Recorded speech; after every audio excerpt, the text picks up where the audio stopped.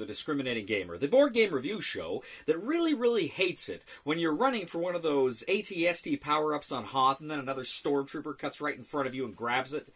You know what I'm talking about. Anyway, ladies and gentlemen, I've got to ask you, do you like sweet things? Well, you're watching me, aren't you? Ladies and gentlemen, today we're going to take a look at a game that promises to be as sweet as, well, chocolate. King Chocolate from Mayfair Games. In King Chocolate from Mayfair Games, 2 to 5 players are going to attempt to move cocoa cubes through the process of becoming chocolate, and whoever is the best at it will win King Chocolate. Now, the game starts with a ring.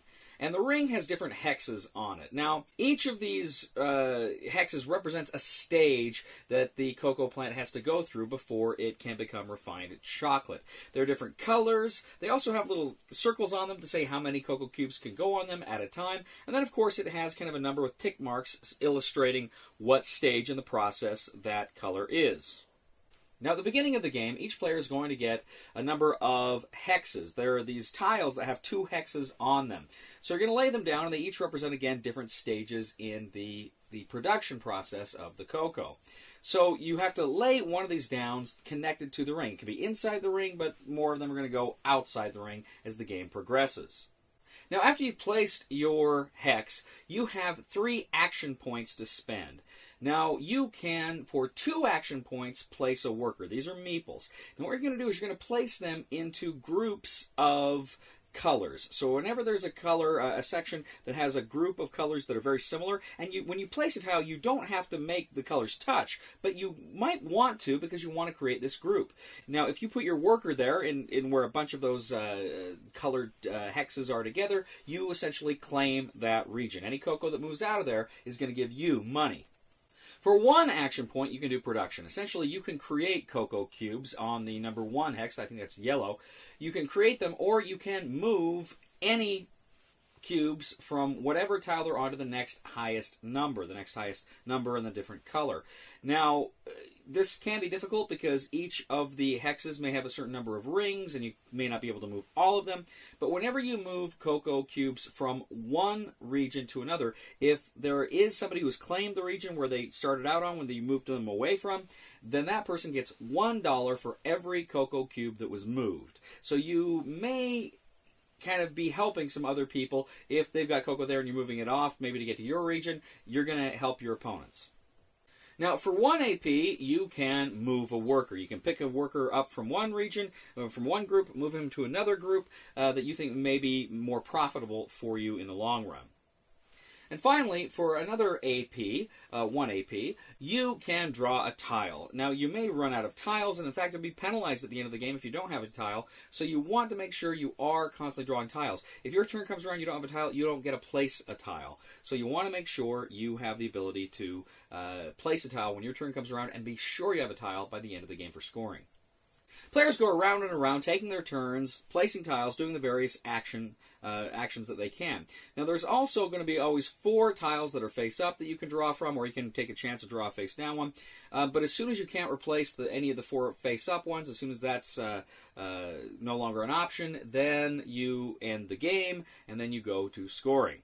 Scoring's pretty easy. Essentially, whoever has the most money at the end of the game wins, except that any player that does not have a tile remaining at the end of the game, they lose $10. And that is essentially King Chocolate.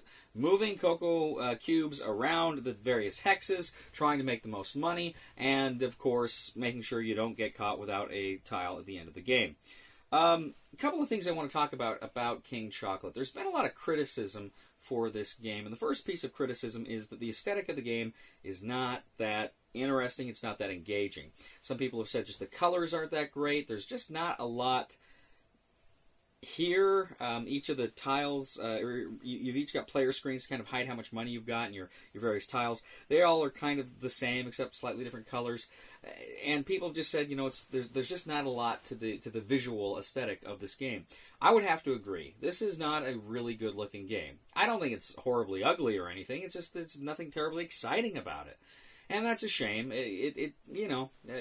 Theme's important, and you want kind of aesthetic to reflect the theme. And speaking of theme, the game is not terribly thematic. This is something else people have kind of criticized the game over. It feels very, very abstract. Now, I like a good dose of theme in a game, but occasionally I do like an abstract game. But just know that going into this, the theme does not really come through. Now, some people have complained gameplay in general. They've stated that the game just, frankly, isn't that fun. And here I kind of have to take exception to it. I enjoyed playing this game. Now, let me be clear. This is not an amazing, super awesome, excellent game, but I thought it was fun. It offered some challenges. Not a great game, but not a bad game, not a horrible game, as many people have suggested that I've heard. I enjoyed it. I liked it. Didn't love it, liked it. I like the fact that you do constantly have to look and see how you're going to advance the cubes in such a way that hopefully you can maximize your own points without adding too much to anybody else's. And there is some nuance there. There is some kind of compromises you kind of have to make with yourself at certain points in the game, and certainly some tough decisions. Everything you do is not necessarily going to benefit someone, because there's still going to be a lot of empty regions. But the bigger regions are going to be filled with meeples, with workers. So you want to try to move them to the regions that don't have workers, but there may not be as many spaces. So that's something you have to consider as well. The yellow regions where they produce, they're very valuable and very important. And then, of course, I think it's the brown ones, which are the 6th stage, where they have to go before they go off the board. They're very valuable as well, valuable pieces of real estate. And you can't ignore those. You've got to put workers on those. So I think there's a good amount of strategy here. I don't know that it's at its price point, it's frankly worth it. But I can't just dismiss this game because, as I said, I did enjoy it. I'm going to go ahead and give this game a try it before you buy it. And I mean that sincerely. Try it before you buy it, because you may enjoy it. You may find something here that's really kind of fun and a little bit different. On the other hand, you just may not be impressed with it at all. So try it before you buy it.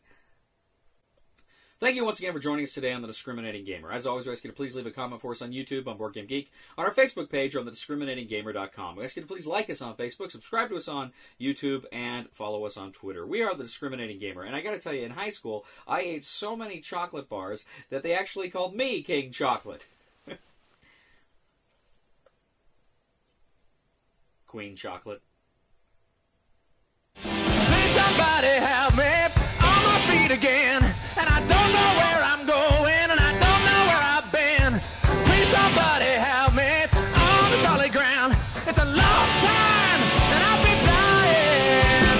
Once a year I wind up in the band. The Southwest Pacific Theater, down to Papua New Guinea. Ooh, good shot.